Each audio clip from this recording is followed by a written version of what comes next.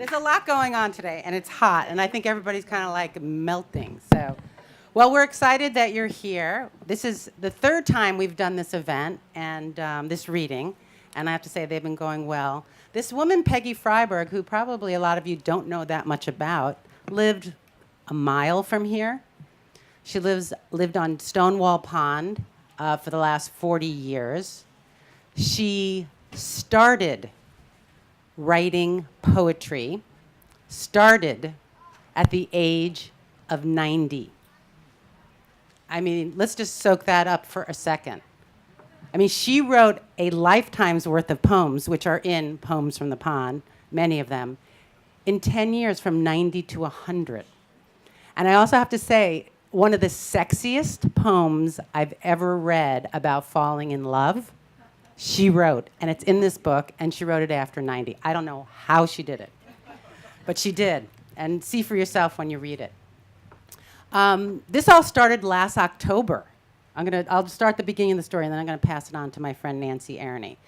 I was an empty nester, so I was on the Vineyard longer than I normally am. I didn't leave it the first week of September. I stayed through the fall, which was amazing. Highly recommend that to anyone who can do it. No, Nancy doesn't want people staying.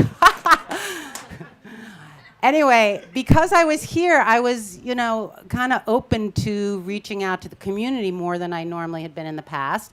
And I heard third hand that there was a reading going on of this mysterious woman who lived on the pond, who was a poet, who was very old. And the reading was going to be at the Chilmark Writers' Workshop, Nancy Aronie's place. Now, I didn't know Nancy Aronie. I didn't know the mysterious poet. But I was here, and I love poetry. And I said, okay, I am going to basically invite myself and get myself in. And that's exactly what I did. And I went. And a tiny little studio, half a mile from here, I sat there. Peggy, I'll let you describe the scene. But I'll just say I was floored when I heard these poems. I could not believe it. Imagine like you're discovering Mary Oliver for the first time, or the first person to hear her poems, or Emily Dickinson, or anybody. I mean, that's what it was like. It was just extraordinary. I fell madly in love. She was 106 years old that fall. She turned 107 in March, and she passed away 3 weeks later. And of course, it was the goal of all of us to get this book done fast enough that we could hand it to her, that she would be able to be at all these poetry readings and these events. And she didn't make that, but she did make seeing the blue lines, the draft of the book. She saw the cover of the book. She saw all the beautiful photographs in it. She could not believe that we were interested in her poetry. She was thrilled at the thought that her work was going to be received in a much larger way than it ever had before. And she also got to hear about the liner note on the back of the book, which I'm going to read to you because I'm so incredibly proud of it. We had asked her, we started interviewing her after this event and meeting with her, and she cooperated with this book, obviously. And in one of these little interviews, we said, well, Peggy, who is your favorite poet? Like, who did you like? And I'm sure she's going to say Robert Frost. I was like so ready for that answer. And she's thinking, she's trying to pull it up, and finally it comes to her, and she says, why, Billy Collins? Well, Billy Collins is like a contemporary, hip, funny author. Well, that just says so much about Peggy and how cool Peggy was. And so in the process of doing the book, I emailed him a few of her poems. Not that I needed validation. I knew how good it was, but, it's just if you have access to Billy Collins and you're doing it, you kind of want to know what he says. Okay, so this is what he wrote me back, and this is what ended up on the back of the book. Quote, reading these poems made me feel like I was being let in on a secret I'm dying to whisper to lots of other people. Billy Collins. Thank you. So anyway, that's the Billy Collins story. He came to a poetry reading the other day on the island. It was a perfect Vineyard moment, and he read one of Peggy's poems at the event. So that was unbelievable. All right, so to tell you just a little bit about how this came about, you might recognize her voice from her many NPR stories. She's fabulous. Nancy Aronie.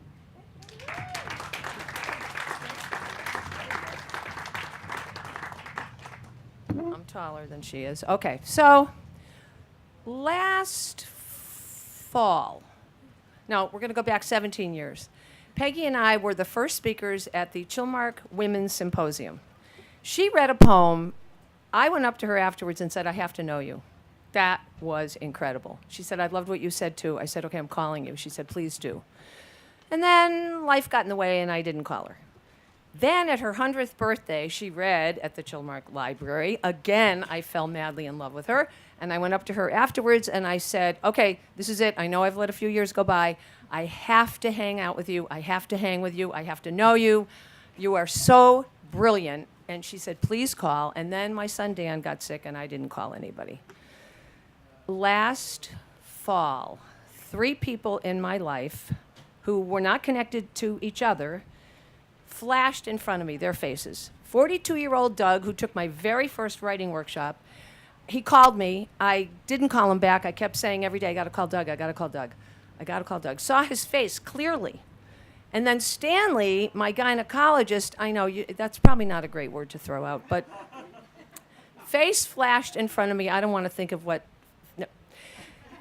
I said, I got to call Stanley and see how he's doing because he's aging. And then Linda from Hebrew school, her face completely bounced into my face. I said, I got to call Linda. I did not call all 3 of them. And within 4 days, all 3 of them died. I have always been really good with my intuition. I have always listened to my stomach. I did not listen. So I made a pact with myself. I said, okay, the next person who flashes, I'm calling. And it was Peggy Freydberg. I called Peggy. This is Nancy Aronie. She was delighted. I said, Peggy, I have a poet friend visiting. Can we come over? I want him to hear your stuff. And she said, I'd love to see you. When would you like to come? I said, now. So we drove over. She usually likes her hair and her lipstick and everything, but I invaded. And we walked in, and I said, Peggy, will you read some of your stuff to my friend Jerry? And she said, I can't. I have macular degeneration. I can't see. I said, well, then can we read to you? And she said, sure. So her caretaker got some of her little chat books, and we read 3 of her poems to her. When the 3rd one was finished, I just was so blown away. I said, Peggy, why aren't you famous? And she said, I don't know. I would have liked that.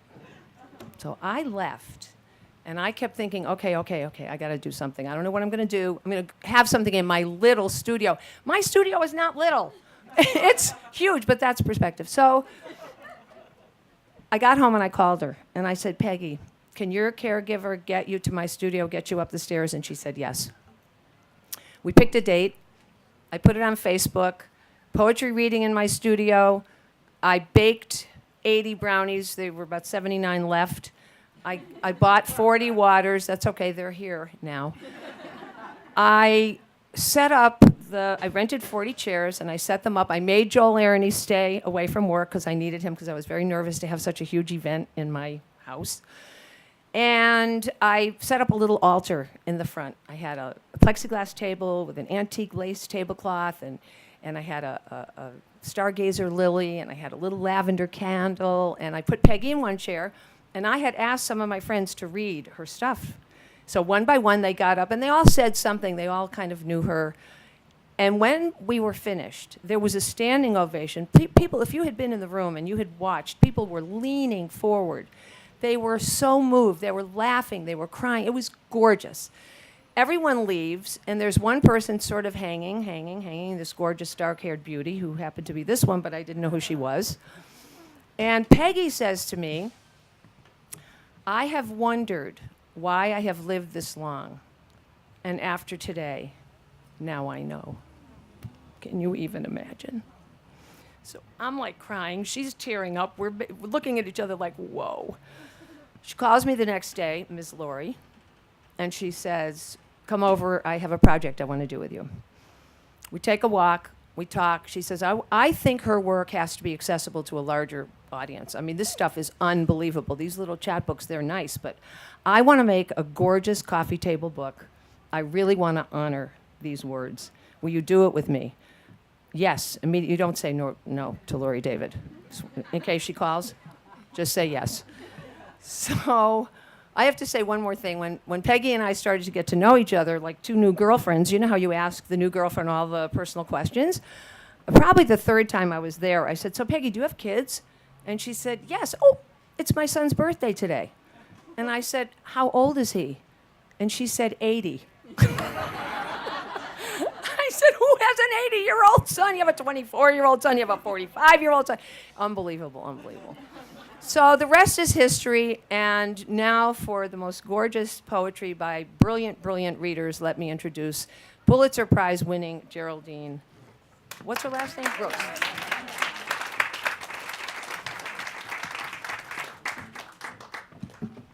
She's taller than I am.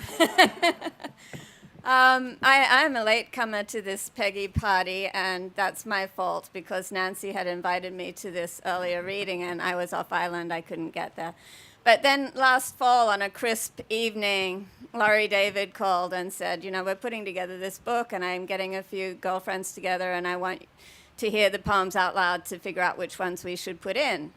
And as Nancy has observed, you don't say no to Laurie David. So I schlepped over to Laurie's, and there was a very diverse group of women there, from farmers to financial planners. And, I'm thinking, this woman started writing poetry at 90. Isn't that nice? And I'm thinking, well, some people start painting watercolors at 90, and they do very charming work.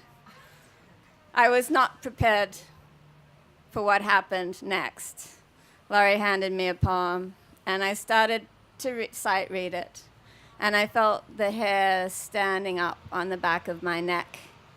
And I knew that this was an encounter with art.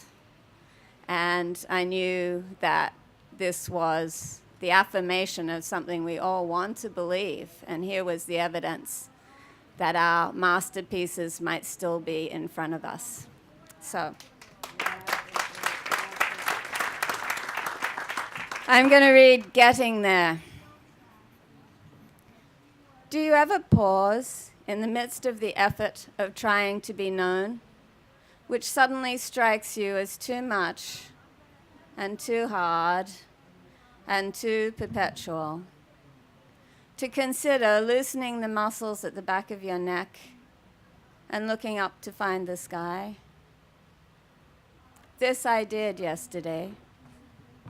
I was driving home from a gallery opening of an artist's work I knew, at which I had said to everyone I met, fortissimo, having rehearsed the line before I got there, her work is both exact and infinite.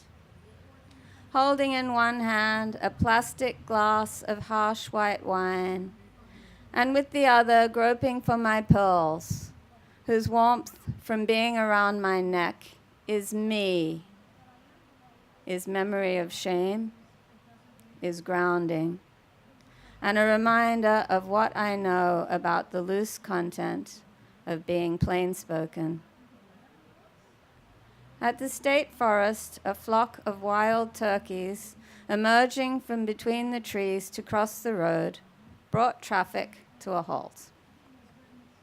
With tiny-headed, brainless hauteur, strutting, stepping exactly, taking their time, black and stately, like tenured professors in swinging robes sway slowly in a line at graduation. They headed for the other side, a few stopping midway to consider in fussy deliberation, a few scuttling back to where they'd come from, only one or two getting it right the first time, the rest getting it right finally. The cars in the other lane start up, ready to move on, but I do not. Under the heavy trees at dusk, holding my pearls, I wait in the great silence of my watchfulness until the last wild turkey, following the others, has crossed the road to safety.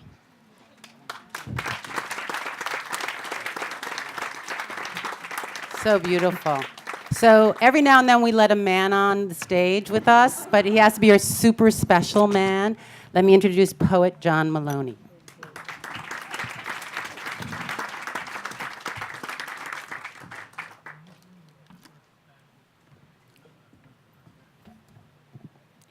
A couple times every year, in the couple, sorry, perfect. A couple times every year in the dreaded monthly, dreaded poetry month of April, I would read with Peggy at the Chilmark Library as part of the celebration of the month. And 3 or 4 of us would take turns reading poems. And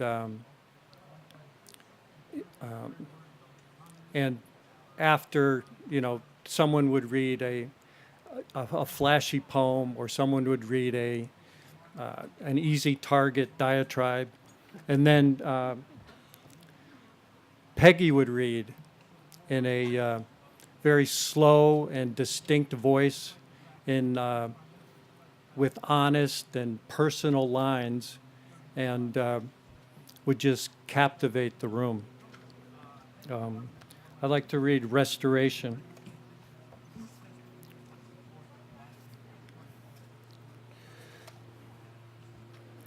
Restoration. On impulse, I began to read again a novel I had written long ago. Once having started it, I could not stop. The turning of each page brought awe, for I saw there full bloom of me who once observed each blade of grass, each mountain, and was compelled to bring this into words to try to match such beauty, who saw and understood each lifted eyebrow, each heart confused, rejoicing, stricken. All this I saw in shock and wonder, and then in sudden, slaughtering disbelief. How could I have seen this, thought this, felt this? How could I have written such a book? And what remained of me who made this book so many years ago? And was there anything in 99's infirmity that justified ongoingness? Now that creativity had ended, I stayed in this confusion of being blown to bits for days, for weeks. No pill, no hospice-like encouragement from counselor or family or friends restored to me the loss of what I had once been. The life I once observed so plentifully, the nutriment of being that observer, of being the partaker of the whole of the fruit, was gone, and thus, abandoned by identity, I was ended. So what was there to live on between now and finally then? But live I must, of course, and finally push toward restoration by the growing will to be restored, and by a feeling in the center of my forehead, contained within a clear-edged mass of something dense, but without form, like smoke, awaiting transformation into what was there to know. Finally, I picked up yellow pad and yellow pencil, and I began to write a poem, Born to Clarity, the first of those to come. And here it is.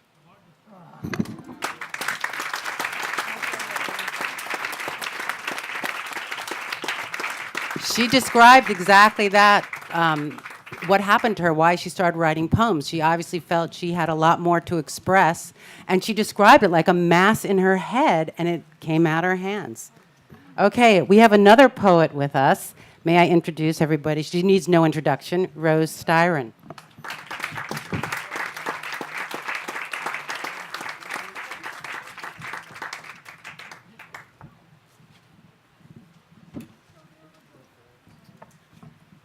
Okay, yeah. So I'm going to read a poem called Making Sure.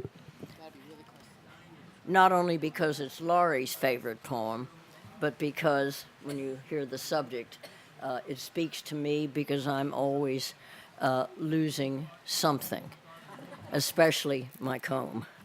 And also, it reminds me very much of my grandmother, who had mountains of flowing white hair she was always pinning up. Making sure. There it is, that little instrument of deception.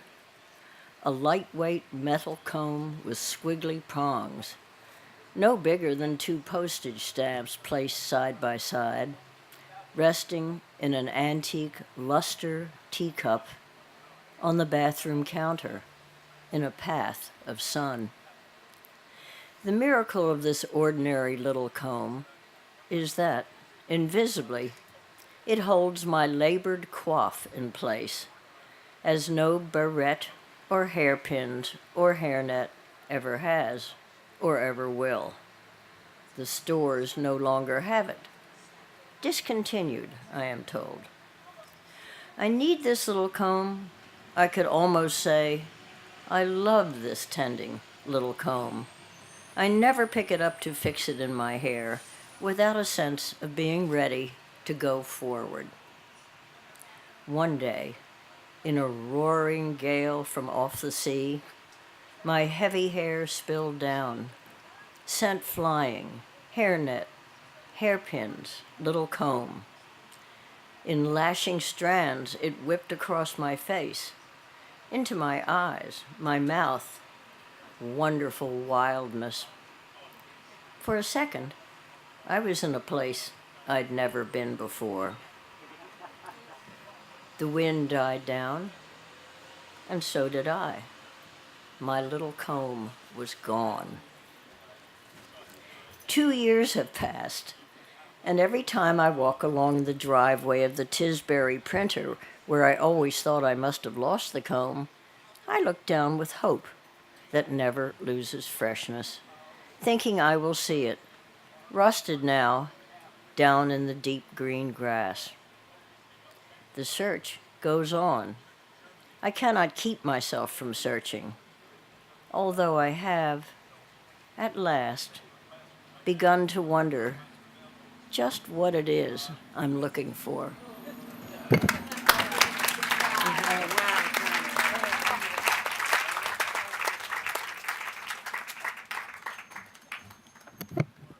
Don't you love that poem? I just think it's about a hair comb. I mean, it's amazing. Okay, last but not least, for her return visit after her stunning reading at the Hebrew Center last week, NPR's own Charlayne Hunter-Gault.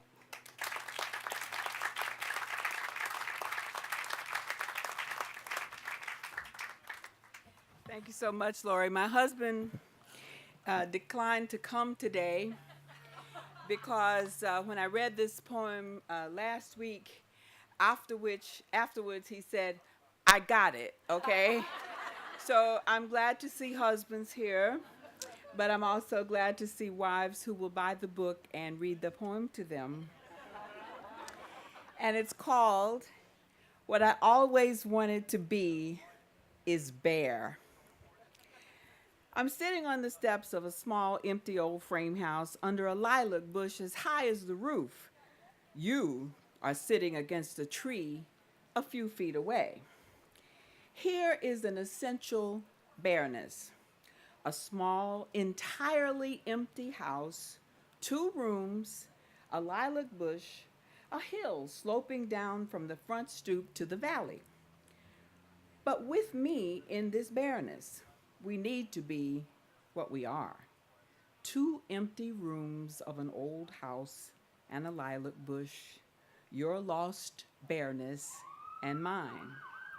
Fear of bareness bought the Ferrari in the 3-car garage of the house we built 30 years ago with Fortuny drapes hanging along the pitted lavender window panes bought at auction and installed in the dining room, paneled with dark wood found in an old house in Connecticut. Fear of bareness bought the Ferrari and the Fortuny draperies and the wines of the right year. What covers our souls is the silk wallpaper. What keeps us strangers is what we think we need. What we need is only the bareness of ourselves.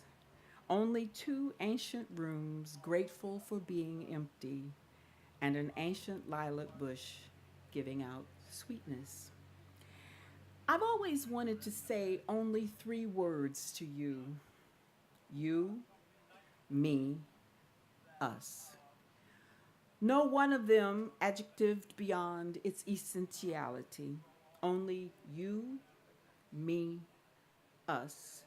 Bare as the day we were born. I've always wanted us bare on a composted forest floor, the essential bed. I sit on the stoop, for a moment knowing bareness absolutely. You sit against a tree, looking away toward the valley, planning how much you will offer Taggart for the house. There's a part of you that wants to buy its bareness. I've always wanted more than silk wallpaper, bareness. And I have lived all my life covered up and trying to be bare. I have lived all the years of my life with you, wanting you to be bare so I could be. Maybe bareness is not what you needed from me. Maybe you needed the smooth neck that warmed the string of 60 pearls you gave me for my 60th birthday. And when the smoothness began to sink into folds, you were no longer glad for the pearls, for I was now bare and could not be adorned. Bareness. Beneath the young skin and beneath the old skin, did you ever want either? I mean, did you ever want me? Only me covered? Because to want me bare, you would have to be bare. But I have gotten to need to be covered, and so have you. Our ancient bareness, yours and mine, is a communion that can never be. The world nearly always covers bareness.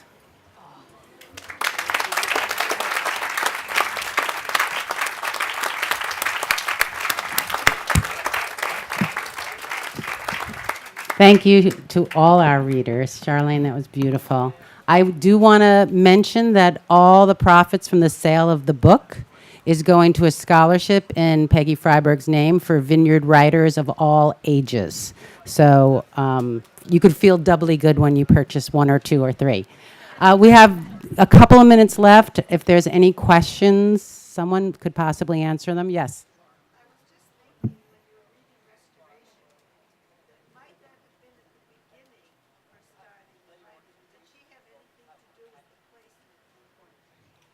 Okay, I will repeat the question. It's such a great question. She said restoration. First of all, did Peggy have any input into the placement of the poems? So the answer to that is no. But you thought that we should have started with restoration. Okay, so there was some, but I'll tell you why this is interesting. Geraldine's laughing. Because there was debate about exactly that. And we originally had it as the first poem in the book. And Geraldine, after that reading she described in fall, she emailed me the next day and she said, you know, Laurie, that poem should be last. And of course, when Geraldine said that, it was like, of course that poem should be last. That makes sense. But it makes sense both ways, I think, for sure. You would have put it first. It's there. It's the last poem. And I think there's something powerful about reading all the poems and then reading that, explaining how she wrote all the poems. Also, there's a beautiful essay in this book by her granddaughter, Tamara Sloan. She really, I can't wait till she starts writing poetry, because for sure she's going to. She's absolutely exquisite. She's been at a few events with us, and her essay's in the book as well, and it's fantastic.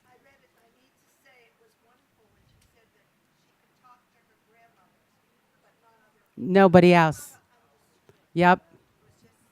Yep. Beautiful. Her granddaughter is just gorgeous. One more question. One more question.